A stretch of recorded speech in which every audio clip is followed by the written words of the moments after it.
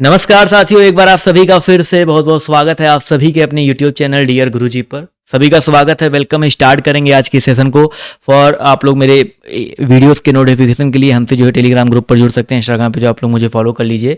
और आज हम लोग इस वीडियो को स्टार्ट करते हैं उसके पहले हम बात करने वाले हैं UP triple S C PT के बुक के बारे में। काफ़ी लोग जो है बार बार सर पीटी के बुक के लिए बार बार कह रहे थे, तो पीटी के लिए बुक मार्केट में कई सारे आ चुके हैं, बट हम बात करने वाले हैं चक्षु पब्लिकेशन का एक बुक है जो कि आपका UP triple S C PT के लिए है। और ये संपूर्ण गाइड बुक है, ठीक है, संपूर्ण गाइड बुक है। और आपका पहला पेज आपको देखने को मिल जाएगा। अभी मैं आपको बताऊंगा इस बुक में क्या क्या मिल रहा है।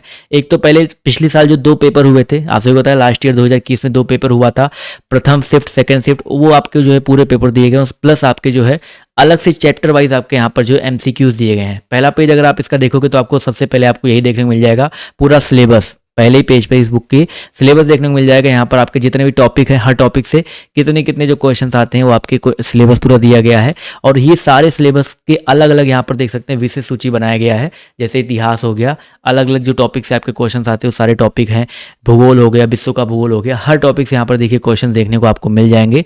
साथ ही साथ दोस्तों मैथ हो गया, रीजनिंग हो गया, ये सब चीज़ें आपको यहाँ पर मिल जाएंगी। और सबके MCQs टाइप में आपके जो क्वेश्चन, थ्योरी तो दी गई है, एमसीक्यू टाइप में आपको जो क्वेश्चन देखने को मिल जाएंगे। और साथियों इसके अलावा जो है आप सभी को पता है यहाँ पर जो आप प्रीवियस ईयर क्वेश्चन है, अगर आप उसको ध्यान से देखेंगे तो इस तरीके से आपकी जो 2021 में पेपर हुआ था ये क्वेश्चन देखने को मिल जाएगा। और इसके हल की बात करते तो आप यहाँ पर ध्यान से अगर देखेंगे तो इसका हल जो है पूरा जो है एकदम डिटेल में जो है आपका हल दिया गया है। मैं आपको दिखा देता हूँ एक बार।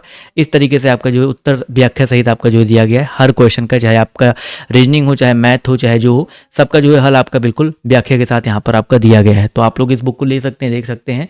इस बुक के बारे में अगर हम बात करते हैं तो ये बुक का जो है पहला पेज है, आप देख सकते हैं इस तरीके से आपकी बुक आती है। और ये बुक तो आपको है ही, साथ ही साथ इसका जो है एक प्रैक्टिस सेट भी निकला है। अगर आप बुक लेना चाहते हैं गाइड बुक तो गाइड बुक ले सकते हैं, सिर्फ प्रैक्टिस सेट देखना चाहते हैं तो आप प्रैक्टिस सेट देख सकते हैं, जहाँ पर आपको प्रीवियस ईयर पेपर प्लस आपको 20 प्रैक्टिस सेट, उसके अलावा जो आपके और भी जो इंपॉर्टेंट चीज़ें आपको यहाँ पर देखने को मिलेंगी। तो if you want to buy this book तो नीचे कमेंट बॉक्स डिस्क्रिप्शन बॉक्स एक बार चेक करेंगे तो आपको ऑनलाइन ऑफलाइन दोनों खरीदने का जो लिंक दिया गया है। आप ऑफलाइन मार्केट में ये फोटो दिखा के भी ले सकते हैं, या आप लोग जो है ऑफलाइन ऑनलाइन मार्केट से भी जो है इस बुक को परचेज कर सकते हैं। ठीक, तो चलिए स्टार्ट करते हैं आज की सेशन को। ठीक है, पहला क्वेश्चन दिख रहा है आप सभी को, सब लोग यहाँ पर देखेंगे और जवाब जो देने का प्रयास करेंगे। कह रहा है आपसे यहाँ पर कि भारत का पहला जो मुगल बादशाह आपका कौन था भाई? भारत का पहला मुगल बादशाह जो है आपका कौन था? क्वेश्चन सभी को विजुअल है ना भाई? इसका जवाब जो देते चलेंगे भाई, बहुत सिंपल सा क्वेश्चन। भारत का पहले मुगल बादशाह की बात हो रही है, और जो पहला मुगल बादशाह था वो कौन था भाई? सबसे पहले बाबर ही आया था। बाबर ने पानीपत का पहला लड़ाई लड़ा और उसके बाद से जो है बेसिकली आपका ये इसमें ऐड हुआ। तो यहाँ पर जितने में जवाब दिया साथी ऑप्शन नंबर बी वाला, वो लोग आपके यहाँ पर जो है बिल्कुल करेक्ट हो जाएंगे। क्लियर है? पानीपत की पहली लड़ाई लड़ी थी इसने इब्राहिम लोदी के साथ, जीता था। उसके बाद मुगल साम्राज्य की कह सकते हैं स्थापना की थी। तो ये चीज़ याद रखिएगा। तो ऑप्शन नंबर 7 यहाँ पर जो दिया गया है बी वाला, यहाँ पर ये बिल्कुल करेक्ट हो जाएगा। क्लियर है? एक मिनट रुकिए भैया।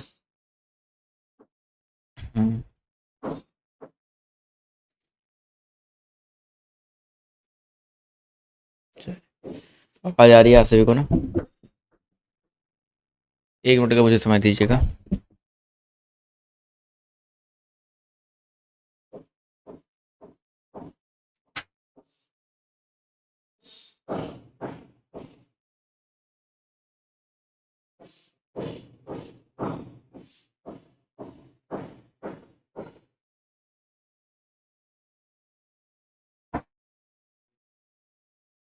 एक्चुअली मेरी फाइल जो है क्रैश हो गई है, इसके आगे क्वेश्चन बढ़ ही नहीं रहा है। मैं दूसरा, तब तक चलिए मैं करंट अफेयर पहले करा देता हूँ, उसके बाद इसको मैं फिर से बोल देता हूँ अपने स्टाफ से इसको सही कर दे। चलिए तब तक मैं करंट अफेयर देख लेता हूँ। चलिए 20 क्वेश्चन पहले करंट अफेयर देखेंगे, कुछ इंपॉर्टेंट आपके जो आपके इस साल के करंट अफेयर्स हैं, आपके एग्जाम में जो बन सकते हैं। क्या कह रहा है भैया आपसे यहाँ पर, प्रतिवर्ष विश्व युवा कौशल दिवस जो आपका कब मनाया जाता है? इसका जवाब जो देते हुए चलेंगे भाई। चलिए फटाफट जवाब जो देते चलेंगे। प्रतिवर्ष जो आपका विश्व युवा कौशल दिवस आपका कब मनाया जाता है? जवाब देखिए आना शुरू हो गया है। तो भाई आप याद रखिएगा इस प्रश्न का जो सही उत्तर आपका हो जाएगा 15 जुलाई को। ठीक है, विश्व युवा कौशल दिवस। देखो विश्व युवा दिवस, राष्ट्रीय युवा दिवस अगर आप बात करते हैं तो आपको 12 जनवरी बताया गया है, बट विश्व युवा कौशल दिवस बोला गया है, तो आपका 15 जुलाई करेक्ट हो जाएगा।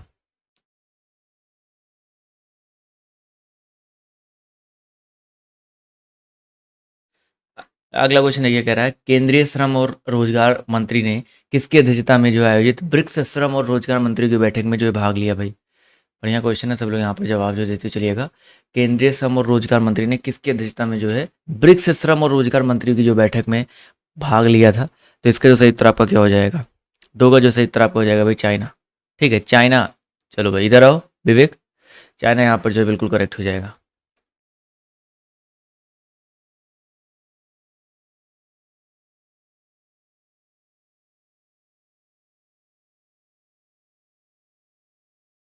हाँ वो ये है, चाबी ले जाओ और वो वाला सेट सही करके दो।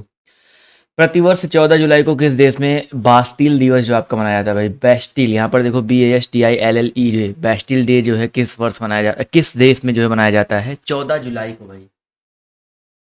चलिए भाई, विवेक भैया वापस आ गए हैं। हाँ पहले जो विवेक भैया थे, आप लोग नहीं जानते होंगे, लास्ट ईयर वाले लोग जानते होंगे अच्छे से। चलिए भाई, नेट नोटिफिकेशन गया था, बट ये टाइमिंग आ जाता है ना कि यार चलो ठीक है, कम लोग जुड़े ज़्यादा लोग जुड़े कोई दिक्कत नहीं है, क्योंकि इस टाइम पे वैसे क्लास भी चलती है नहीं ज़्यादा। चलिए इसका जवाब जो है क्या हो जाएगा भाई? फटाफट जवाब जो देते हुए चलेंगे। हाँ भैया सेट 3। इसका जो सही उत्तर आपका क्या हो जाएगा? तो ऑप्शन नंबर डी वाला फ्रांस। ठीक है, फ्रांस यहाँ पर साथियों जो है बिल्कुल करेक्ट हो जाएगा। क्लियर है? निम्नलिखित में से भारत का पहला कार्बन न्यूट्रल हवाई अड्डा कौन सा होगा भाई? भारत का पहला न्यूट्रन न्यूट्रल हवाई अड्डा जो आपका कौन होगा? Carbon neutral.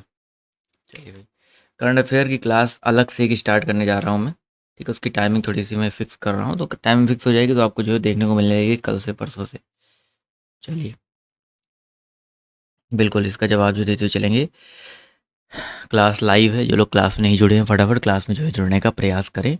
सुबह से वैसे भी कोई क्लास नहीं चली, तो इस क्लास में जो है जुड़ जाएं सभी लोग। तो यहाँ पर पहला जो आपका कौन सा हो जाएगा भाई?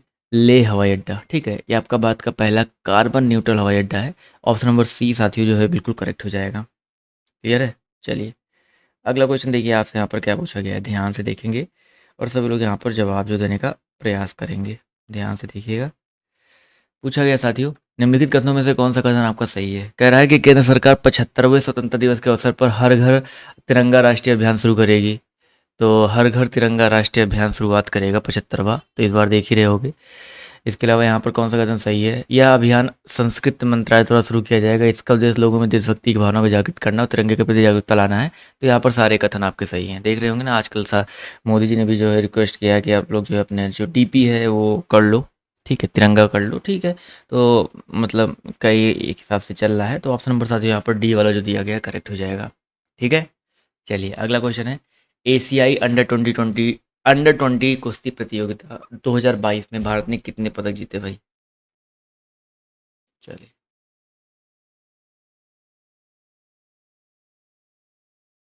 चलिए इसका जवाब जो देते हुए चलेंगे, एशियाई अंडर 20 जो आपका है कुश्ती प्रतियोगिता 2022 में भारत ने कितने पदक जीते हैं? तो भारत ने टोटल 22 पदक जीते हैं। ठीक है, भारत ने कितने जीते हैं भाई? टोटल 22 पदक जीते हैं। तो यहाँ पर 22 जो साथियों दिया गया है आपका करेक्ट हो जाएगा। क्लियर है? चलिए अगला क्वेश्चन देखिए, आपसे यहाँ पर क्या पूछा गया है, ध्यान से देखेंगे।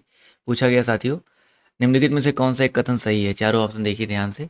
ये 11 जुलाई 2022 को प्रसार भारती का नए लोगो का जो है अनावरण किया गया। किसका भाई? प्रसार भारती का नया लोगो का अनावरण किया गया। चलिए भाई अगला क्वेश्चन, अगला ऑप्शन कह रहा है कि प्रसार भारती एक स्वायत्त वैधानिक जो आपका निकाय है, इसका मुख्यालय न्यू दिल्ली में है। तो सारे कथन आपके यहाँ पर जो है सही है भाई। ठीक है, बिल्कुल यहाँ पे याद रखिएगा, सारे कथन आपके यहाँ पर जो है बिल्कुल करेक्ट है। तो डी वाला उत्तर आपके यहाँ पर जो है करेक्ट हो जाएगा। किसे कॉमनवेल्थ गेम्स 2022 के लिए भारतीय महिला क्रिकेट टीम का कप्तान बनाया गया? देखो इस समय कॉमनवेल्थ गेम चल रहे हैं, सभी को पता है, बर्मिंघम वाला जो कॉमनवेल्थ गेम में चल रहा है, जिसमें से इंडिया भी एक मैच जीत भी चुकी है, क्योंकि इस बार पहली बार जो है क्रिकेट टीम गई है। तो यहाँ पर बताते हुए चलिएगा किसको कैप्टन बनाया गया है। तो यहाँ पर साथ याद रखें हरमनप्रीत कौर को। ठीक है, हरमनप्रीत कौर को जो है कैप्टन बनाया गया है। तो ये पॉइंट जो याद रखिएगा। अगला क्वेश्चन देखिए, आपसे यहाँ पर क्या पूछा गया है, ध्यान से देखेंगे और सभी लोग यहाँ पर जवाब जो देने का प्रयास कीजिएगा भाई। चलिए, प्रतिवर्ष राष्ट्रीय मत्स्य किसान दिवस का आयोजन जो आपका कब किया जाता है? प्रतिवर्ष जो है राष्ट्रीय मत्स्य किसान दिवस का आयोजन जो आपका कब किया जाता है? 9 नंबर क्वेश्चन में आपका साथी आ जाएगा 10 जुलाई को, ठीक है। प्रतिवर्ष राष्ट्रीय मत्स्य किसान दिवस का जो आयोजन है आपका 10 जुलाई को किया जाता है, तो आपका ए वाला उत्तर साथियों आपका यहाँ पर करेक्ट हो जाएगा। देखो जुलाई का मैं इसलिए ज़्यादातर अभी करंट अफेयर्स में करा रहा हूँ, ज़्यादातर चांसेस हैं जून जुलाई से बनने के, क्योंकि आपका सितंबर में एग्जाम है, जून में आपका फॉर्म आया था, तो इस तरीके के करंट अफेयर आपके ज़्यादा बनते हैं। अगला क्वेश्चन देखिए, कह रहा है किसने नए संसद भवन की छत पर राष्ट्रीय प्रतीक चिन्ह अशोक स्तंभ का अनावरण किया भाई। नए संसद भवन की छत पर राष्ट्रीय प्रतीक चिन्ह अशोक स्तंभ का जो है अनावरण किया है, तो यहाँ पर याद रखिएगा साथियों, नरेंद्र मोदी जी ने, माननीय नरेंद्र मोदी जी ने किया है। तो यहाँ पर नरेंद्र मोदी साथियों जो दिया गया आपका करेक्ट हो जाएगा, ठीक है। नरेंद्र मोदी जितने लोगों ने यहाँ पर जवाब दिया है वो लोग साथियों आपके यहाँ पर बिल्कुल करेक्ट हो जाएंगे। क्लियर है, चलिए अगला क्वेश्चन देखिए आपसे यहाँ पर क्या पूछा गया है, और ध्यान से देखेंगे, जवाब जो देते हुए चलिएगा भाई। प्रतिवर्ष विश्व जनसंख्या दिवस जो आपका कब मनाया जाता है भाई। प्रतिवर्ष विश्व जनसंख्या दिवस कब मनाया था भाई।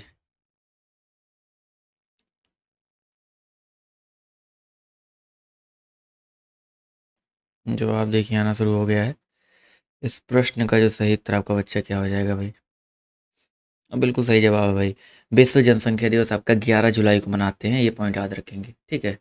11 जुलाई को जो है विश्व जनसंख्या दिवस मनाया जाता है, तो पॉइंट जो है याद रखिएगा, point should be noted my Lord. तो ऑप्शन नंबर सी साथियों आपके यहाँ पर करेक्ट हो जाएगा। किसने स्वनिधि महोत्सव का शुभारंभ किया भाई। स्वनिधि महोत्सव का शुभारंभ किसने किया, who has launch the Svanidhi महोत्सव। तो भाई 12 नंबर क्वेश्चन की बात करते हैं, तो यहाँ पर हरदीप सिंह पुरी, ठीक है, इन्होंने जो है स्वनिधि महोत्सव का शुभारंभ किया, तो डी वाला उत्तर आपके यहाँ पर करेक्ट हो जाएगा। अगला क्वेश्चन है, किस देश के पूर्व प्रधानमंत्री शिंजो आबे का निधन हो गया भाई। किस देश के पूर्व प्रधानमंत्री शिंजो आबे का जो है निधन हो गया है। तो यहाँ पे शिंजो आबे नाम से क्लियर है, किस देश के हो सकते हैं भाई, आपका जापान। तो ऑप्शन नंबर साथ यहाँ पर ए जो दिया गया आपका करेक्ट हो जाएगा, ठीक है। जितने लोगों ने यहाँ पर जवाब दिया है जापान, वो लोग यहाँ पर बिल्कुल करेक्ट हो जाएंगे भाई। चलिए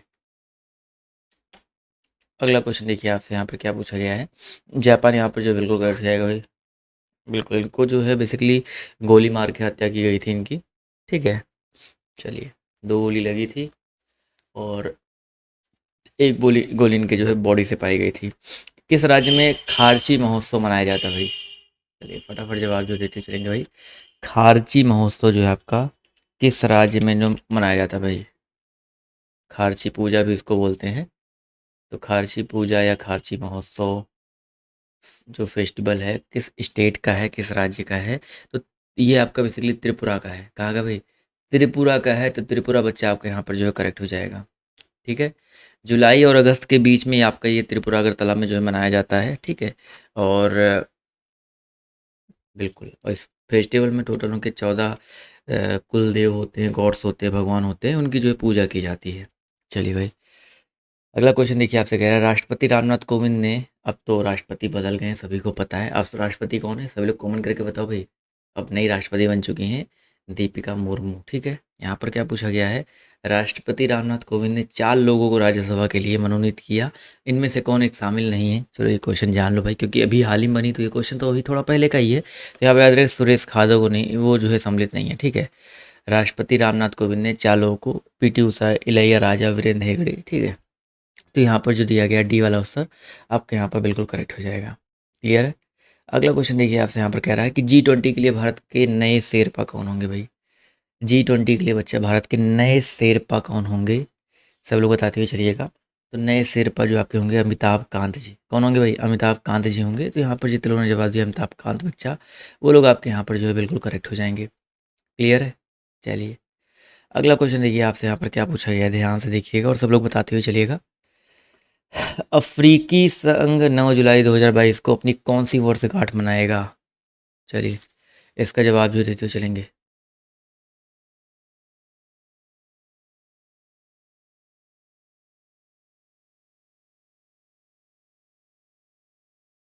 चलिए 9 जुलाई 2022 को जो है बेसिकली पूछा गया है कौन सी वर्षगांठ मनाएगा। चलिए 17 का जो सही उत्तर आपका क्या हो जाएगा। चलिए 1 मिनट रुकिए।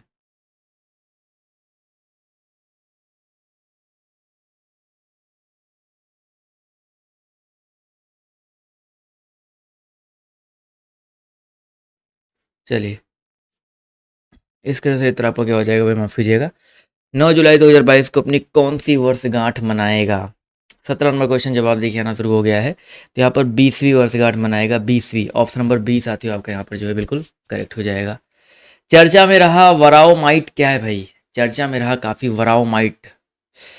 तो ये बेसिकली आपका क्या है? तो ये आपका एक परजीवी है, ठीक है, परजीवी है वराओमाइट। तो यहाँ पर जितने जवाब दिया है वराओमाइट आपका क्या है? एक परजीवी है। तो ये पॉइंट याद रखिएगा, बहुत इंपॉर्टेंट क्वेश्चन है।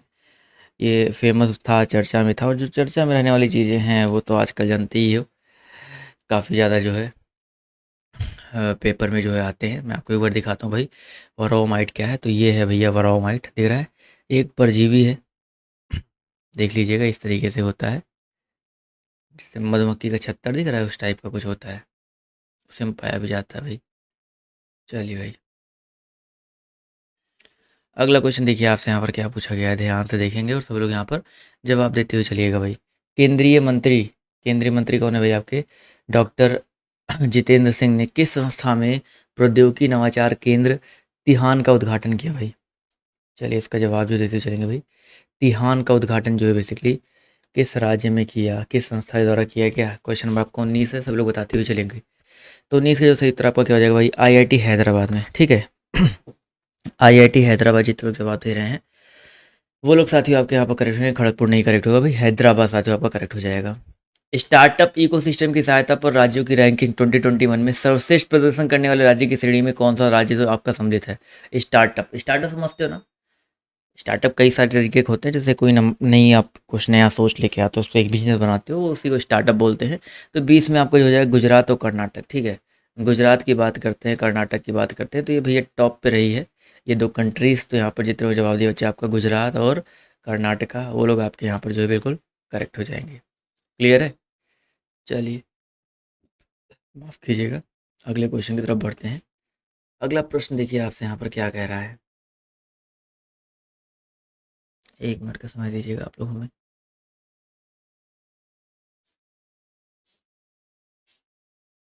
चलिए, अब जो फाइल है सही हो गया, ठीक है, सही हो गया ना? चलिए वाला फाइल देख लेते हैं भाई। पहला मुगल बादशाह आपका बाबर हो गया था, ठीक है। देखते सेकंड वाला क्वेश्चन आता है कि नहीं भाई। निम्नलिखित में से कौन सा वेद सबसे पुराना वेद है भाई? जी क्वेश्चन है, सब लोग बताते हुए चलेंगे भाई। कौन सा वेद जो आपका सबसे पुराना वेद है? चलिए फटाफट जवाब जो देते हुए चलेंगे।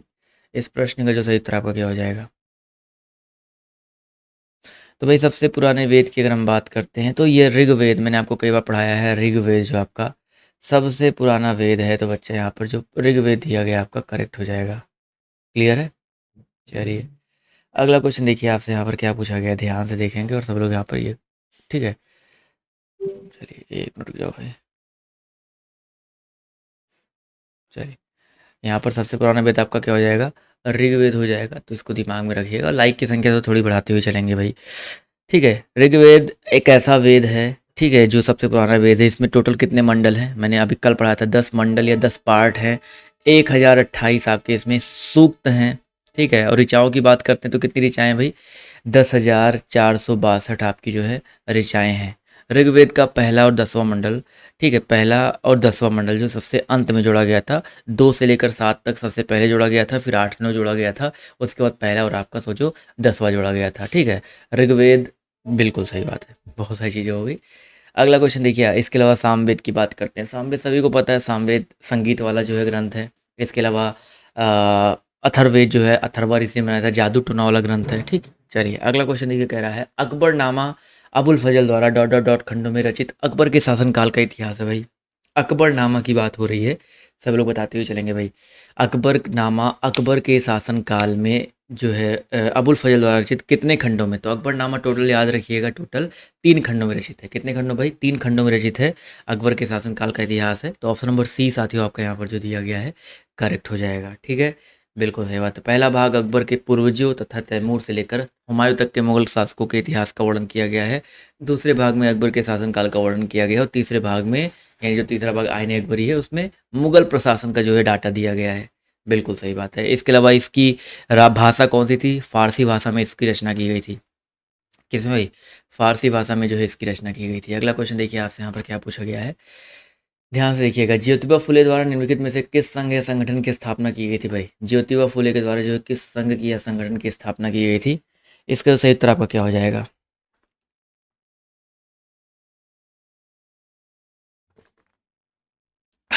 चलिए, इस प्रश्न का जो सही उत्तर आपका क्या हो जाएगा?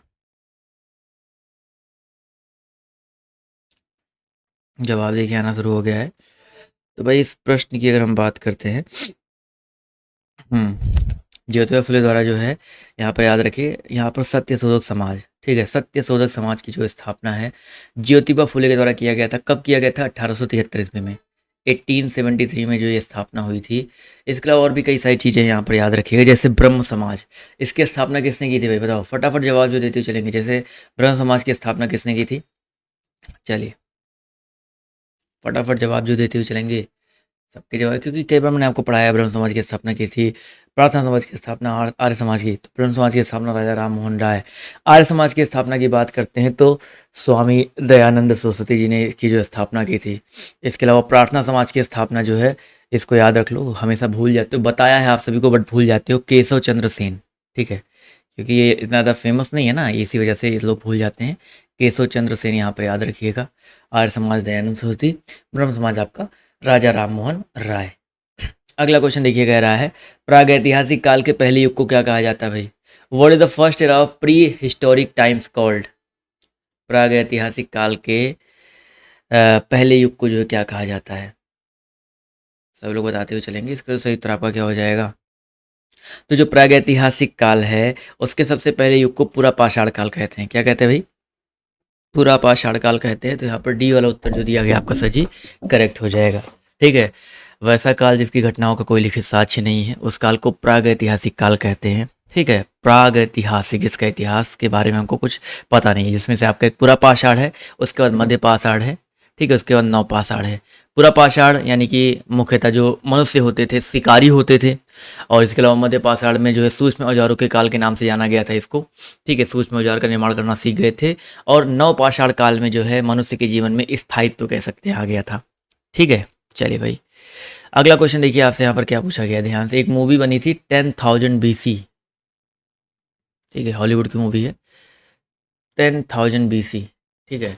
और ये 10,000 BC इसलिए होती है क्योंकि जो पूरा पाषाण काल है वो इसी को माना जाता है, ठीक है, 10,000 BC को ही माना जाता है। अगला क्वेश्चन देखिए आपसे यहाँ पर क्या कह रहा है कि 6 क्वेश्चन है। मार्च 1918 में महात्मा गांधी जी ने गुजरात के खेड़ा जिले के किसानों के लिए सत्याग्रह की शुरुआत की। यह सत्याग्रह डॉट डॉट डॉट के लिए मांग के लिए था।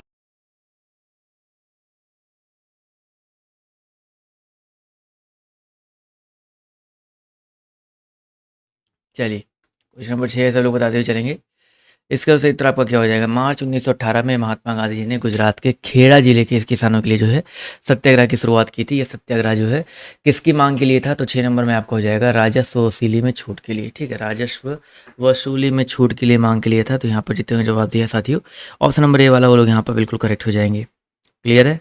चलिए, अगला क्वेश्चन देखिए आपसे यहाँ पर क्या पूछा गया है, ध्यान से देखेंगे। भारत के उत्तरी मैदान पूरी तरीके से किस मिट्टी से निर्मित है भाई? भारत के उत्तरी मैदान जो है पूरी तरीके से जो है किस मिट्टी से निर्मित है? उत्तरी मैदानों की बात हो रही है।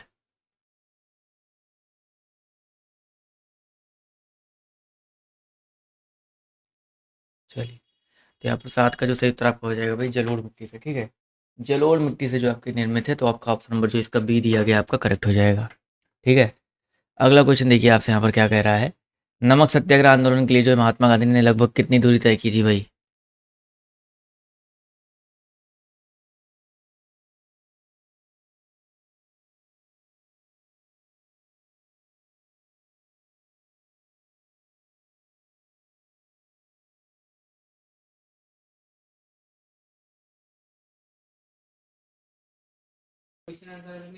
हाँ, नमक सत्याग्रह आंदोलन के लिए जो है महात्मा गांधी ने लगभग कितनी दूरी तय की थी? तो नमक सत्याग्रह आंदोलन की बात हो रही है। तो यहाँ पर याद रखिएगा, नमक सत्याग्रह आंदोलन 78 अनुयायियों के साथ जो चला गया था सभी को पता है। और दूरी की अगर हम बात करते हैं तो यहाँ पर याद रखिए लगभग 241 मील, ठीक है, 241 मील की दूरी तय की थी। इसको सविनय अवज्ञा आंदोलन भी कहा जाता है। 12 मार्च 1930 को स्टार्ट हुआ था, ठीक है, और 6 अप्रैल तक चला था भाई। इतने दिनों में इन्होंने 241 मील की जो दूरी है, लगभग कह सकते हैं किलोमीटर में बदला जाए तो 385, करेक्ट कन्वर्ट कर लीजिएगा आप लोग, इतने किलोमीटर के आसपास जो बेसिकली आपका है। तो ये चीज़ याद रखिएगा। तो ऑप्शन नंबर साथियों जो दिया गया है कौन सा,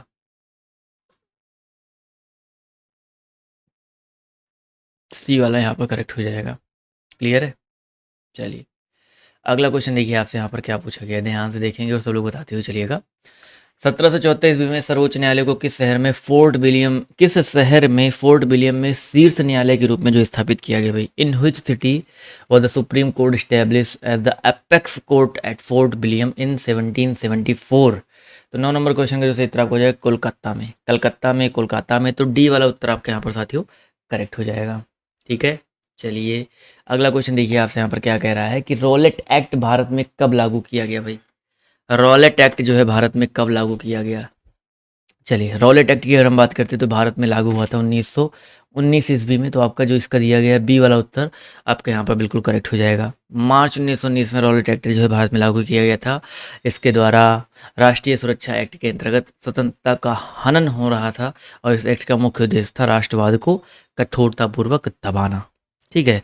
इसको काला कानून कहकर विरोध भी किया था गांधी जी ने, ये भी याद रखिएगा। अगला क्वेश्चन देखिए आपसे यहाँ पर क्या कह रहा है कि महेंद्रगिरी डॉट डॉट डॉट की दूसरी सबसे ऊंची चोटी है भाई। महेंद्रगिरी की अगर हम बात करते हैं तो पूर्वी घाट की जो है, ठीक है, पूर्वी घाट की जो है सबसे ऊंची चोटी है। बिल्कुल सही बात है भाई।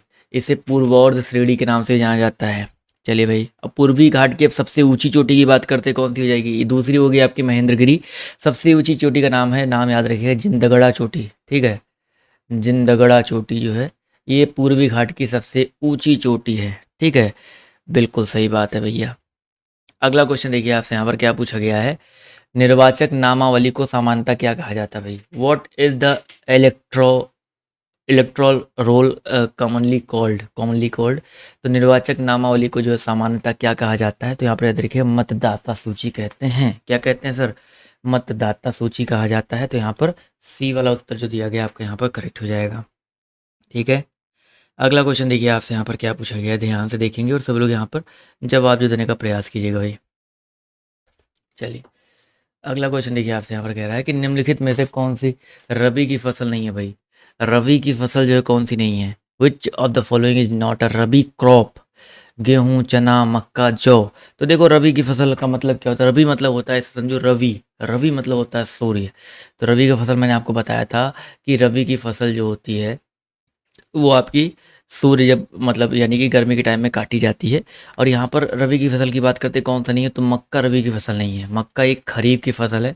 ये पॉइंट याद रखिएगा। ठीक है, बिल्कुल सही बात है भाई। फसल की बुवाई की अवधि के आधार पर जो इनको बांटा गया है, रबी खरीफ और जायद फसल। ठीक है, ये चीज़ याद रखेंगे। नकदी फसल को व्यावसायिक फसल भी कहते हैं, वो आपका डिफरेंट सीडी में आता है, जैसे आपका गन्ना हो गया, चाय हो गया, ये सब आपका नकदी फसल में आता है। निम्नलिखित में से कौन सा भारत का एक प्रमुख लौह अयस्क निर्यात बंदरगाह है भाई, भारत के एक प्रमुख लौह अयस्क निर्यात बंदरगाह जो आपका कौन सा है, तो 14 में आप याद रखिएगा मार्मू गाँव। ठीक है, मार्मू गाँव की बात करते हैं तो भारत का एक प्रमुख लौह अयस्क निर्यात बंदरगाह है। तो सी वाला उत्तर आपका यहाँ पर जो है करेक्ट हो जाएगा।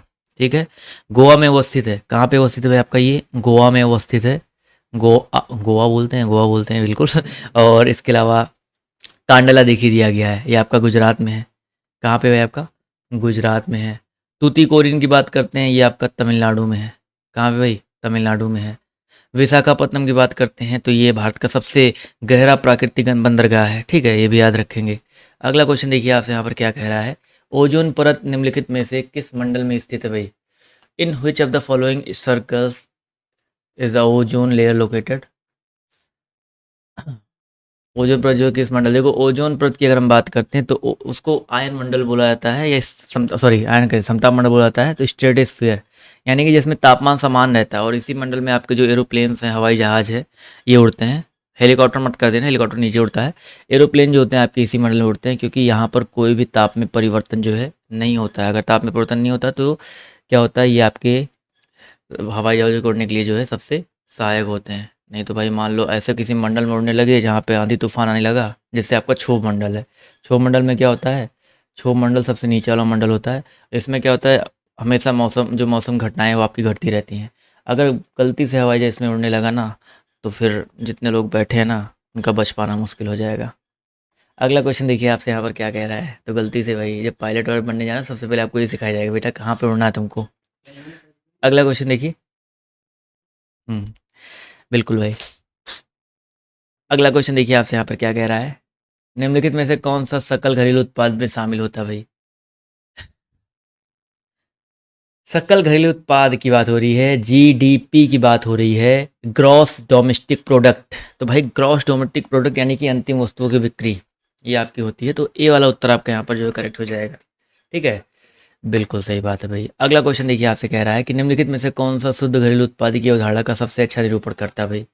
शुद्ध घरेलू उत्पाद का सबसे अच्छा जीडीपी की बात, सॉरी, शुद्ध घरेलू उत्पाद का जो है यानी कि नेट डोमेस्टिक प्रोडक्ट की बात हो रही है। इसका सबसे अच्छा निरूपण कौन सा करता है? तो यहाँ पर याद रखिए जीडीपी माइनस मूल्य ह्रास। जीडीपी में से अगर मूल्य ह्रास जो आपका हुआ उसको हटा देंगे तो शुद्ध घरेलू उत्पाद की जो अवधारणा है या शुद्ध घरेलू उत्पाद का फॉर्मूला है निकल के आ जाता है। तो ये चीज़ याद रखिए। शुद्ध घरेलू उत्पाद क्या होता है? किसी भी अर्थव्यवस्था का वह सकल घरेलू उत्पाद होता है जिसमें एक वर्ष के दौरान मूल्य ह्रास को घटा करके जो है प्राप्त किया जा सके। बस ये फॉर्मूला ही होता है, ये सूत्र परिभाषा ही होती है। इसलिए यहाँ पर सिंपली ये वाला फॉर्मूला हम लोग यूज कर लेंगे। पसंद आ रहा है तो एक एक लाइक की संख्या जो बढ़ाते हुए चलेंगे भाई। अगला क्वेश्चन है निम्नलिखित में से किसको अचल संपत्ति के रूप में वर्गीकृत किया जाता है भाई? अचल संपत्ति के रूप में जो है किसको वर्गीकृत नहीं किया जाता है, आपसे ये पूछा गया है। चलिए, इस प्रश्न का जो सही उत्तर आपका क्या हो जाएगा? इसका जवाब देखिए आना शुरू हो गया है। तो क्वेश्चन नंबर अगर हम बात करते हैं किसके बारे में, 18 के बारे में, तो 18 का जो सही उत्तर आपका क्या हो जाएगा?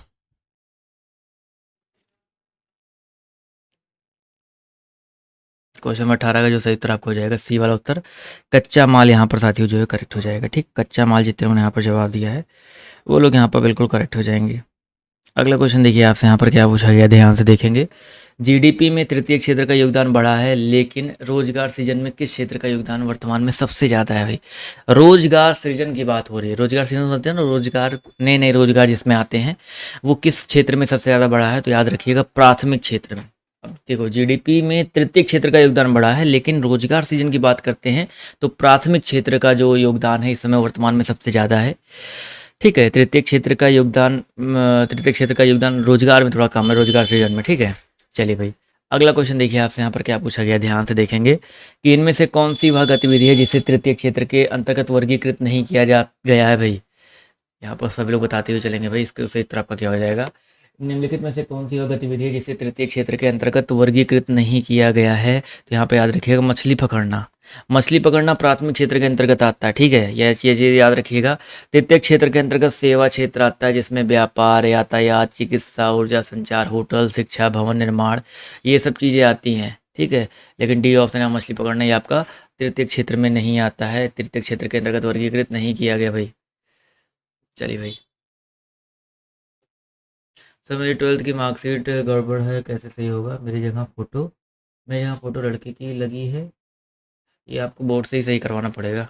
ठीक है, बिल्कुल। अगला क्वेश्चन देखिए आपसे यहाँ पर क्या कह रहा है कि भारतीय संविधान को हाथों से लिखने वाला व्यक्ति बताइए कौन था भाई? चलिए भाई।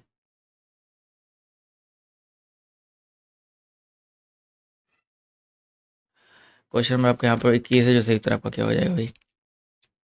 एक सीएससी पोर्टल होता है, आप वहाँ से भी करवा सकते हैं। क्वेश्चन नंबर 21 का जो सही उत्तर आपका क्या हो जाएगा? चलिए,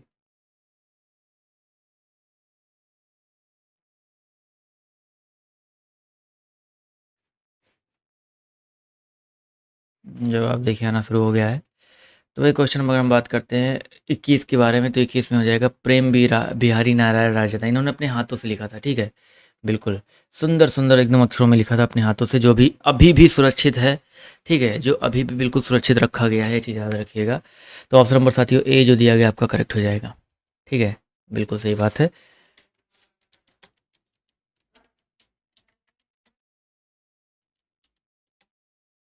बिल्कुल।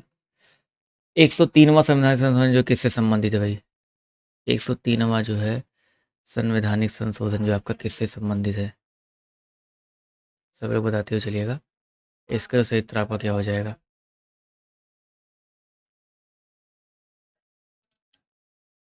जवाब देखिए आना शुरू हो गया है। 103वें की अगर हम बात करते हैं भाई, तो 103वां जो आपका संशोधन है आर्थिक आरक्षण से, जो आपका वही आया था ना, कौन सा, ईडब्ल्यूएस मांगते रहते हो ना, ईडब्ल्यूएस से बेसिकली आपका संबंधित है। ठीक है, 2019 में आपका ये संशोधन हुआ था अनुच्छेद नंबर 15-16 के तहत, दो मूल अधिकारों में बदलाव करके ईडब्ल्यूएस की उन्नति के लिए जो है इसको 10% अलग से आरक्षण दिया गया था, ये चीज़ याद रखिएगा। चलिए, शिक्षा का अधिकार 2009 में पारित हुआ था। ठीक, अगला क्वेश्चन है, जम्मू एंड कश्मीर का संविधान किस वर्ष अपनाया गया? भाई सभी को पता है, 370 का बटा भैया, जम्मू एंड कश्मीर का संविधान जो है आपका 370 कब अपनाया गया था, अपनाया कब गया था ये पूछा गया है, तो 1956 में ही अपनाया गया था। जम्मू एंड कश्मीर का संविधान जो है आपका, याद रखिए, अनुच्छेद नंबर 370 और 35 से जम्मू कश्मीर को विशेष राज्य का उपन देता है, और ये आपका जो है 1956 में अपनाया गया था। हटा कब था भाई 370 का बटा 370 जो आपका, ये 2019 में हटा था, सभी को पता है। अगला क्वेश्चन देखिए आपसे यहाँ पर क्या कह रहा है, बिल्कुल, भारत में स्वतंत्र और निष्पक्ष चुनाव कराने के लिए कौन सा स्वायत्त निकाय उत्तरदायी है भाई? भारत में स्वतंत्र और निष्पक्ष चुनाव कराने के लिए कौन सा स्वायत्त निकाय जो है आपका उत्तरदायी है? तो याद रखिए निर्वाचन आयोग। ठीक है, कौन सा आयोग भाई? निर्वाचन आयोग जो उत्तरदायी है, तो यहाँ पर जो है दिया गया निर्वाचन आयोग, वो लोग यहाँ पर करेक्ट रहेंगे भाई। चलिए भाई, अगला क्वेश्चन देखिए आपसे यहाँ पर क्या कह रहा है, भारत के संविधान में आरंभ के समय कितने अनुच्छेद थे भाई? भारत के संविधान में आरंभ के समय जो है कितने अनुच्छेद थे? 25 नंबर क्वेश्चन, तो लोग बताते हुए चलिएगा। इसका सही उत्तर आपका क्या हो जाएगा? चलिए शेयर करते हुए चलेंगे। तो भाई 25 नंबर क्वेश्चन का जो सही उत्तर आपको हो जाएगा 395। ठीक है, इस समय 470 अनुच्छेद के आसपास पहुंच चुके हैं, चीज़ याद रखिएगा। अभी वर्तमान में 470 अनुच्छेद हो चुके हैं, भाग 25 भाग हो चुके हैं, 12 अनुसूचियाँ हैं, तो ये चीज़ याद रखिएगा बिल्कुल। अगला क्वेश्चन देखिए आपसे यहाँ पर कह रहा है कि जो लोग द्विफोक्सी लेंस लगाते हैं उनमें जो है डॉट डॉट डॉट पाया जाता है भाई। ठीक है, सब लोग बताते हुए चलिएगा भाई, बाई फोकल लेंसेज। चलिए फटाफट बताते हुए चलेंगे भाई, बाई फोकल लेंस जो आपके ग्लासेस होते हैं, आपने देखा होगा कई लोग बाई फोकल ग्लास लगाते हैं, उनको किस प्रकार की बीमारी होती है, आप लोग बताते हुए चलेंगे भाई। चलिए, आपने देखा होगा ना कि मतलब साफ साफ उन पे, मतलब चश्मे के अंदर एक लेंस सा दिखता है, आपने देखा होगा, तो उनको बच्चा क्या होता है भाई, जरा दूरदृष्टि होता है। ठीक है, अब जरा दूरदृष्टि दोष में क्या होता है, व्यक्ति को निकट दृष्टि और दूरदृष्टि दोनों दोष एक साथ होता है। ठीक है, दोनों दोष भैया एक साथ हो जाते हैं, ये पॉइंट याद रखिएगा। उनको जरा जो दूरदृष्टि होता है, तो ऑप्शन नंबर डी साथियों आपका जो है यहाँ पर करेक्ट हो जाएगा। ठीक है, मैं आपको दिखाता हूँ भाई ये किस तरीके से होता है। ये वाला देखो चश्मा है, देखो एक चश्मा है, उसके बाद ये आपका एक बीच में आपका एक और ऐसे लेंस होता है, ये आपका जो है बाईफोकल होता है, आपको इसको बोलते हैं द्विफोक्सी लेंस बोलते हैं। ठीक है, चलिए अगला क्वेश्चन देखिए आपसे यहाँ पर क्या कह रहा है, क्लास को अंत तक देखने का प्रयास करो, डेली आपको मोटिवेशन देता हूँ, आप लोग का मोटिवेशन रहते रहते रहते डाउन हो जाता है। अगला क्वेश्चन देखिए कह रहा है, क्या कह रहा है भाई आपसे यहाँ पर, ध्यान से देखेंगे भाई, न्यूलैंड के अष्टक नियम के अकॉर्डिंग, न्यूलैंड लिया है, न्यूलैंड के अष्टक नियम के अकॉर्डिंग निम्नलिखित में से किसमें सोडियम के समान गुण होता है? सोडियम के समान गुण किसमें होता है भाई? 27 नंबर क्वेश्चन सब लोग बताते हुए चलेंगे, तो याद रखिएगा लिथियम में। ठीक है, न्यूलैंड के अष्टक नियम के अकॉर्डिंग यहाँ पर याद रखिएगा भाई।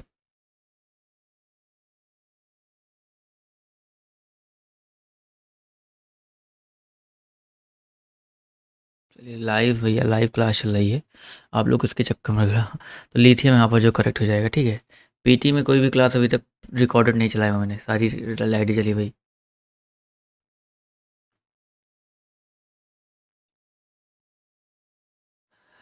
सिंपल है, दूर दृष्टि दोष में दूर की वस्तुएं नहीं दिखाई देती है, उल्टा पढ़ रहे हो भाई।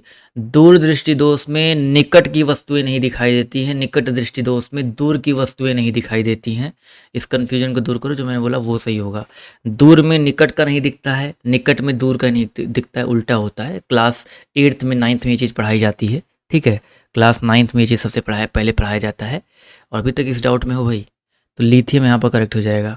अगला क्वेश्चन देखिए आपसे यहाँ पर क्या कह रहा है, निम्नलिखित में से किस गैस का उपयोग बिजली के बल्ब, और जो जरा दूरदृष्टि बताया था उसमें दोनों प्रकार का दोष होता है, निम्नलिखित में से किस गैस का उपयोग बिजली के बल्बों में किया जाता है भाई? चलिए भैया फटाफट बताते हुए चलेंगे भाई, किस गैस का उपयोग बिजली के बल्बों में किया जाता है? तो भैया बिजली के बल्ब में जो आपका उपयोग होता है नाइट्रोजन का, नाइट्रोजन गैस का उपयोग जो आपका होता है, ये चीज़ याद रखिएगा। ऑप्शन नंबर सी साथियों जो है करेक्ट हो जाएगा। निम्नलिखित में से कौन सा एक पत्ती का पार्ट है भाई? पत्ती का एक पार्ट बताइए कौन सा हो जाएगा? चलिए फटाफट इसका जवाब जो देते हुए चलेंगे। तो 29 का जो सही उत्तर आपका हो जाएगा सर पेटियोल। पेटियोल जो है पत्ती का एक पार्ट है। ठीक है, ये चीज़ याद रखिएगा। अगला क्वेश्चन है, निम्नलिखित में से कौन सा रोग लीशमैनिया प्रजाति के प्रोटोजोआ परजीवी के कारण होता है भाई? चलिए इसका जवाब जो देते हुए चलेंगे भाई, लिस्मैनिया प्रजाति के प्रोटोजोआ परजीवी के कारण जो आपका होता है। तो 30 का जो सही उत्तर आपका क्या हो जाएगा भाई? कालाजार। ठीक है, कालाजार रोग जो आपको होता है इसकी वजह से होता है। तो बी वाला उत्तर आपका यहाँ पर करेक्ट हो जाएगा। चलिए बताओ भाई, 24.2 और 7.2 के बीच मध्यानुपात तथा 2.8 और 4.2 के बीच तृतीय अनुपात का अनुपात क्या होगा भाई? देखो मध्यानुपात का एक सिंपल सा फंडा होता है। मध्यानुपात का फंडा होता है क्या? अंडर रूट के अंदर इनका मल्टीप्लाई कर दो। इसका चैप्टर मैं अलग से पढ़ाऊंगा, वो बहुत सिंपल चीज़ है, उसके लिए परेशान मत होइए। इसका मल्टीप्लाई कर दो, ये मध्यानुपात होता है। और इसका जो तृतीय अनुपात निकालना कैसे, 2.8 है और आपका क्या है भाई? पहले इसका मध्यानुपात निकाल लेते हैं, कितना आएगा भाई? इसको हल कर लीजिएगा भाई। 24.2 गुणे 7.2 दिया गया है। इसको हल कैसे करेंगे समझिए। इसको हल कर सकते हैं इस तरीके, थोड़ा इजी करते हैं। 242 है ना, इसको लिख सकते हैं भाई 121 गुणे 2। अब यहाँ पर दशमलव था इसलिए नीचे हम लोग 10 लगा देते हैं। इस तरह 72 को भी बदलते हैं भाई, 36 गुना 72 होता ना। अब देखो इजी हो जाएगा और डिवाइड बाई 10 लगा देंगे। अब देखो 121 का वर्गमूल कितना होता है भाई? 11 होता है। और 36 का वर्गमूल कितना होता है? 6 होता है। 2 और 2 बार है तो 12 आएगा, एक बार हो जाएगा। और नीचे आपका देखिए 10 10 2 बार है तो 12 आएगा, एक बार हो जाएगा। इसको हल करेंगे 11 छक्का 66 132, यानी कि उत्तर आ जाएगा 13.2। यानी कि इनके बीच का जो मध्यानुपात आ गया 13.2 आ गया। देखो इजली आ गया। अब 2.8 और 4.2 के बीच तृतीय अनुपात पूछा गया, क्या हो जाएगा? तो कैसे निकालते हैं मैं आपको बताता हूँ। इसका सिंपल सा फंडा होता है, जैसे तृतीय अनुपात निकालना है तो जो आपका 2.8 है और 4.2 है, जो ये सेकंड वाली वैल्यू है, इसको मल्टीप्लाई करते हैं 4.2 गुणे 4.2 करते हैं और डिवाइड बाय कर देते हैं ये पहली वाली वैल्यू 2.8 कर देते हैं। हल कर लेंगे भाई, इसको कितना आ जाएगा भाई? 14 दूनी 28, 14 तियाँ 42 और 3 से काटेंगे कितनी बार जाएगा भाई? 3 एक कदम 14 तियाँ 42, 2 से काटेंगे तो आपका ये जाएगा 21 बार जाएगा। 21 तियाँ 63, यानी कि इसकी वैल्यू आ जाएगी 6.3 आ जाएगा। अब इनका और इनका रेशियो पूछ रहा है कितना हो जाएगा भाई? यानी कि इनका और इनका रेशियो तो 13.2 यानी कि 132/63। इनका रेशियो कितना हो जाएगा भाई? देखो किससे कटेगा, कुछ कट पिट रहा है तो काट दो भाई। 3 2 5 1 6, 3 से कट जाएगा। 3 चौका 12 और 3 चौका 12, 3 दूनी 6, 3 एक कदम 3, 44/21 आ जाएगा। यानी कि आपका 44/21 आपका ए वाला उत्तर जो दिया गया 44/21 आपका करेक्ट हो जाएगा भाई। ठीक है, अब जिसको मध्यानुपात तृतीय अनुपात नहीं समझ में आया तो एक बार फिर से मैं आपको बता देता हूँ क्या होता है मध्यानुपात, क्या होता है तृतीय अनुपात। ठीक है, मध्यानुपात का मतलब क्या होता है? जब आप अनुपात समानुपात पढ़ोगे तब ये चीज़ जो है अच्छे से सीखोगे। मध्यानुपात होता है, जैसे मैंने लिखा है कि एक लिखा है 2 और 3 का मध्यानुपात क्या हो जाएगा। तो 2 और 3 का मध्यानुपात का मतलब एक बार समझ लो, बेसिक पढ़ा रहा हूँ तो समझ लीजिए, मत छोड़ो, स्किप मत करो। तो 2 अनुपाते यक्स समानुपाते यक्स अनुपाते आपका 3 होता है, ये मध्यानुपात होता है। यानी कि जो बीच में आपका आ रहा है दोनों यक्स, ये आपका मध्यानुपात हो गया। तो इसको लिख सकते हैं 2/यक्स, समानुपात को बराबर लगाते हैं, यक्स बटे कितना हो जाएगा? 3 हो जाएगा। 3 दूनी, अब देखो यक्स और यक्स गुणा किया, यक्स स्क्वायर हो जाएगा बराबर 3 दूनी 6 हो जाएगा। तो यक्स की वैल्यू कितनी आ जाएगी? √6। √6 का मतलब क्या आ गया भाई? इन दोनों का मल्टीप्लाई ही तो हुआ, जो वैल्यू दी गई थी 3 दूनी उनका मल्टीप्लाई करके रूट के अंदर किया गया है। तो हमने यहाँ पर देखो 24.2 और 7.2 के बीच का मध्यानुपात निकाला, तो डायरेक्टली हमने निकाल दिया √24.2 इंटू 7.2, हमारे उत्तर 7.2 आ गया था। अब तृतीय अनुपात क्या होता है भाई? तृतीय अनुपात भी समझ लो। तृतीय अनुपात, प्रथमानुपात, सब कुछ बताऊंगा, सब कुछ मैं बेसिक में जो मेरा जो पेड बैच चल रहा है उसमें ये सब चीज़ें बताई जाएंगी, सब चीज़ें पढ़ाई जा रही है। आपका मैं परसेंटेज चैप्टर खत्म हुआ है, एवरेज चैप्टर खत्म हुआ है, अभी ये चैप्टर भी चलेगा, अनुपात समानुपात अगला चैप्टर चलने वाला है। तो ये सब चीज़ें वहाँ पर बताई जा रही है, पढ़ाई जा रही है। तो अगर नहीं जुड़े हो तो जुड़ो भैया, तभी तो आपको मिलेगा भाई। तो आपका जो तृतीय अनुपात क्या होता है, जैसे मान लीजिए एक संख्या दी है 2 और 3 का, मैंने बोला तृतीय अनुपात निकालो। तो तृतीय अनुपात का मतलब क्या होता है कि हमें 2 वैल्यू पता है, तीसरी वैल्यू नहीं पता, तो 2 अनुपाते 3 अनुपाते समानुपाते 3 अनुपाते यक्स कर देते हैं। तो यहाँ पर देखो इस तरीके से आपका ये तृतीय अनुपात निकल के आता है, यानी कि 2/3 बराबर हो जाएगा 3/यक्स। तो यक्स की वैल्यू कितनी आएगी? 2x बराबर 3 गुणे 3, और यक्स की वैल्यू कितनी आ जाएगी? 3 गुणे 3/2 हो जाएगा। तो ये सब चीज़ें आपको बिल्कुल अच्छे से सिखाई जाएंगी, पढ़ाई जाएंगी, बट कोई नहीं। तो यहाँ पर देखो हमने क्या किया था, जो सेकंड वाली वैल्यू थी उसका डबल मल्टीप्लाई कर दिया और डिवाइड बाई पहली वैल्यू कर दिया था। देखो सेकंड वाली वैल्यू जो 4.2 था उसका डबल मल्टीप्लाई डिवाइड बाई 2.8 कर दिया था। तो आपका ये तृतीय अनुपात आ गया था। तो इनका अनुपात पूछा गया था, तो 13.2 और 63 का अनुपात 44/21 आ गया। तो आपका ए वाला उत्तर आपका करेक्ट हो जाएगा। ठीक है, बिल्कुल बेसिक आपको पढ़े पढ़े होगे ना, तो ये सब चीज़ें बिल्कुल नहीं लगेंगी आपको। क्या भैया, क्या मज़ेदार क्वेश्चन आ गया, ऐसे कहोगे आप लोग। तीन संख्याओं का औसत देखो, औसत वाला चैप्टर तो आपका बेसिक से पढ़ाया ही जा चुका है पूरा भैया, औसत वाला चैप्टर तो पूरा बेसिक से खत्म ही हो चुका है। तीन संख्याओं का औसत 30 है। पहली संख्या दूसरी संख्या की 2/3 है, दूसरी संख्या तीसरे की 3/4 है, तो पहली संख्या ज्ञात करो भाई। अब देखो तीन संख्याओं का औसत अगर आपका कितना है, कितना भैया आपका 30 है। अब देखो पहली संख्या दूसरी संख्या की 2/3 है, यानी कि मान लेते हैं पहली संख्या मान लेते हैं कितनी है, पहली संख्या मान लेते हैं यक्स है। तो दूसरी संख्या जो आपकी क्या हो जाएगी भाई, दूसरी संख्या की अगर हम बात करते हैं तो दूसरी हो जाएगा भाई, पहली संख्या दूसरी संख्या की 2/3 है, तो आप एक काम करिए थोड़ा उल्टा मान लेते हैं, रुकिए, क्योंकि दूसरी की दिया गया ना, तो आप ऐसे मानोगे तो सही रहेगा। मान लेते तीन संख्याएं, जैसे बार बार लिखना पड़े, ए है, बी है और आपका सी है, समझ लो अच्छे से। मान लेते हैं दूसरी संख्या जो आपकी बी वाली संख्या यक्स है, तो ए वाली जो संख्या होगी पहली संख्या की 2/3 है, यानी कि यक्स का कितना हो जाएगा, 2/3 हो जाएगा। तो पहला दूसरा पता चल गया। अब कह रहा है दूसरी संख्या जो है तीसरी की 3/4 है, दूसरी संख्या जो है आपकी तीसरी की 3/4 है, यानी कि अगर सी निकालना होगा। अब देखो मुझे पता है दूसरी तीसरी की 3/4 है ना, यानी कि तीसरी हमको नहीं पता है, तीसरी हमको नहीं पता है, तो हम लोग इसका 4/3 कर देंगे यक्स, तो ये आपकी तीसरी संख्या आ जाएगी। उल्टा क्यों किया, क्योंकि मुझे ये पता था दूसरी संख्या तीसरी की 3/4 है, तो हमने क्या कर दिया, देखो 4/3। मैथ भी पेपर में आएगा और 25 क्वेश्चन मैथ में आएगा, ठीक है। If you don't want to मतलब क्या बोलते हैं, अगर आप अटेंशन नहीं दोगे, ध्यान नहीं दोगे, तो मैथ कभी नहीं समझ में आएगा। थोड़ा सा फोकस करना पड़ेगा। कठिन लगता है, मुझे पता है कठिन है, एक बार दो बार तीन बार नहीं समझ में आएगी। ज्योग्राफी की क्लास नहीं चली, HRD निधि लिमिटेड जी, नाम इतना बढ़िया रख लिया आपने, HRD निधि लिमिटेड, तो एटलीस्ट टेलीग्राम ग्रुप पर जुड़ जाया करो। अगर कोई अपडेट देता हूँ, कुछ देता हूँ, तो वहाँ से आपको मिलती रहेंगी, ठीक है।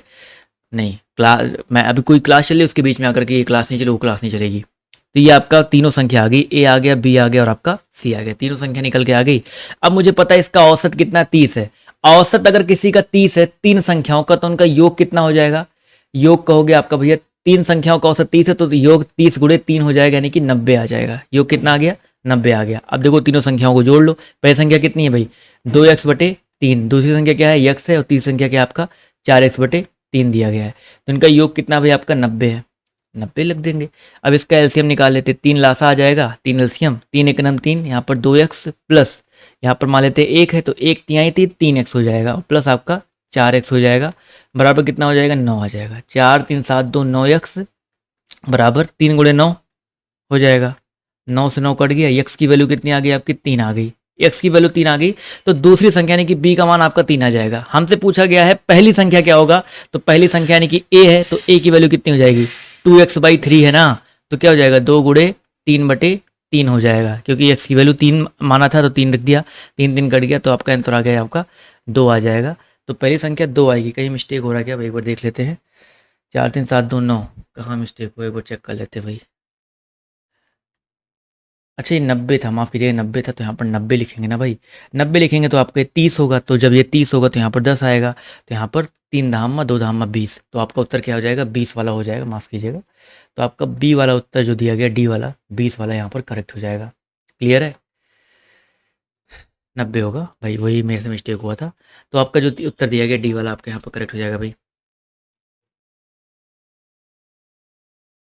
चलिए, नहीं मान लो, देखो ऐसे जो बीच में क्लास को स्किप कर रहे हैं, परेशान मत हो, परेशान इतना मत हो। 37 लाख लोगों ने फॉर्म भरा है, आधे लोग जब देखो यहाँ डर के भाग रहे हैं, मैथ के छोटे से क्वेश्चन, मतलब इतने आसान क्वेश्चन डर के भाग रहे हैं, तो फिर आगे क्या ही होगा उनका।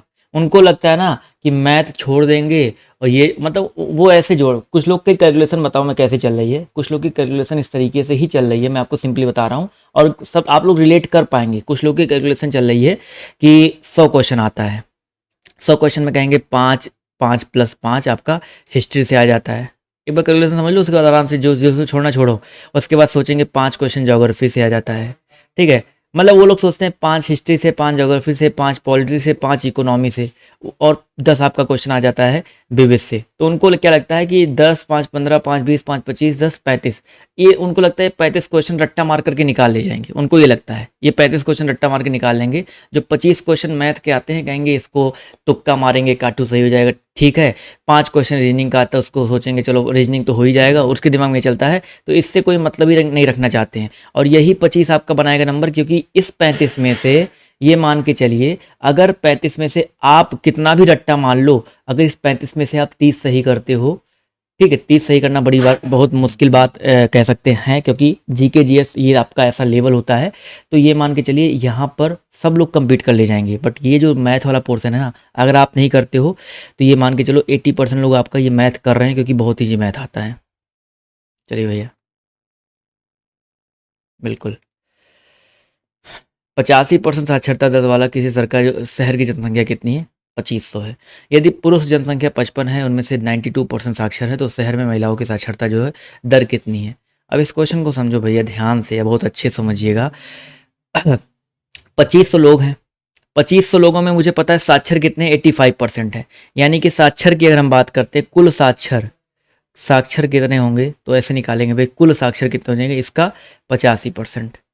हल कर लीजिए, जितना आ जाएगा भाई आपका 2100, इसको गुणा कर लीजिए, 25 पंचे 125, 25 अट्ठे 200, 200 और कितना 12, 212, 2125 लोग आपके साक्षर हैं।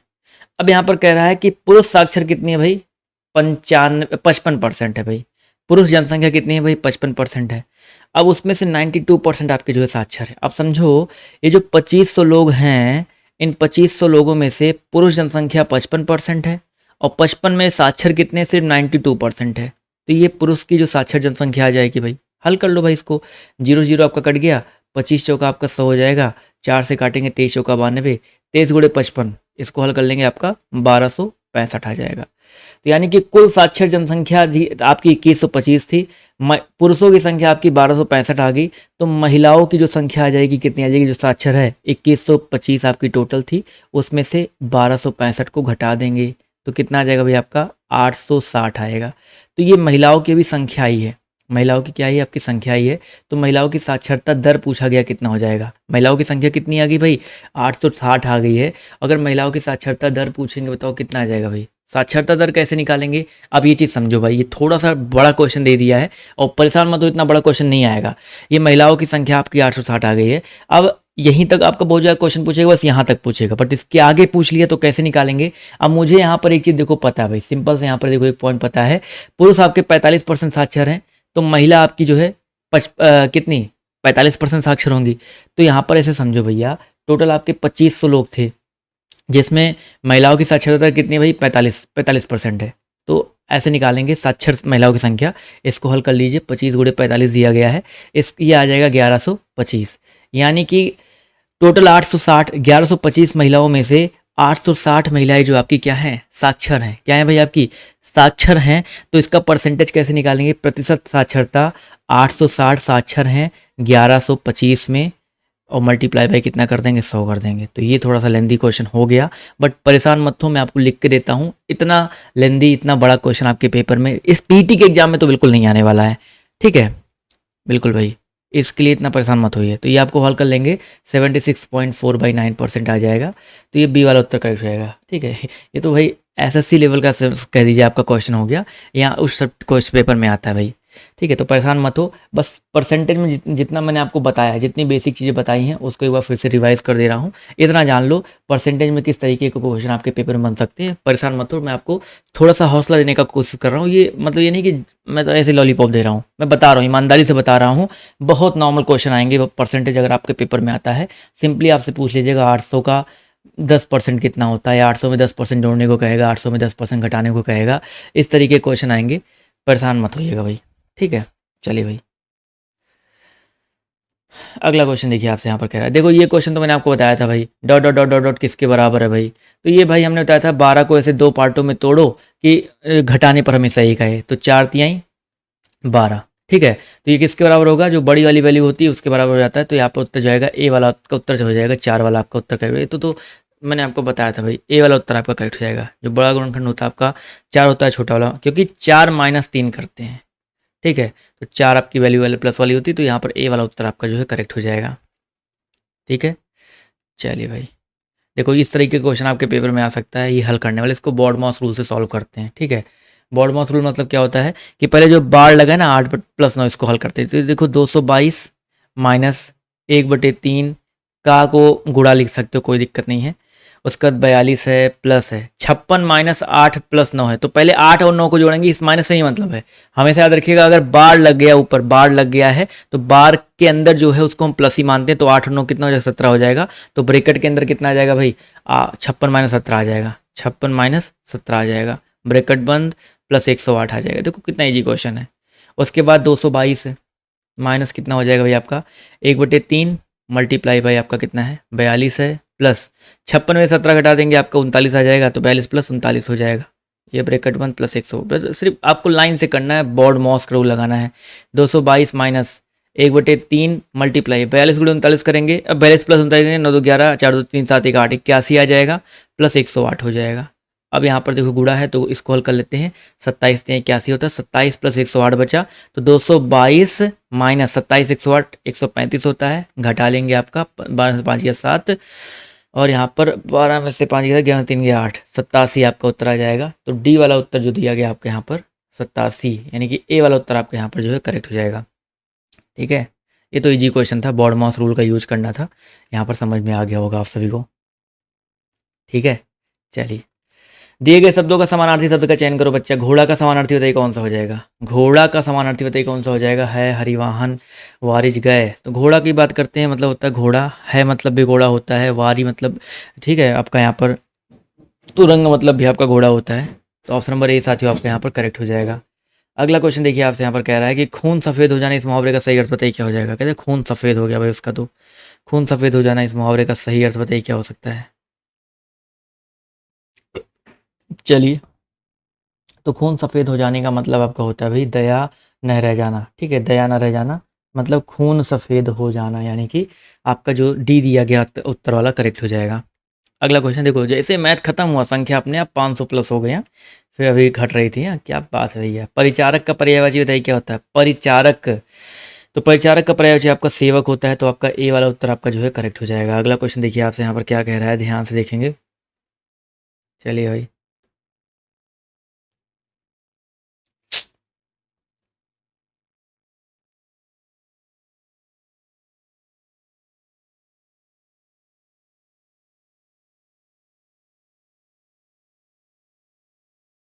चलिए, 38 नंबर क्वेश्चन का जो सही उत्तर आपका क्या हो जाएगा, सेवक। अगला क्वेश्चन है, सही वर्तनी वाले शब्द का चयन करो भैया। सही वर्तनी वाले शब्द का चयन करते हुए चलेंगे। इस प्रश्न का जो सही उत्तर आपका क्या हो जाएगा, देखते हैं कितने लोग यहाँ पर जो है सही जवाब देते हैं भाई।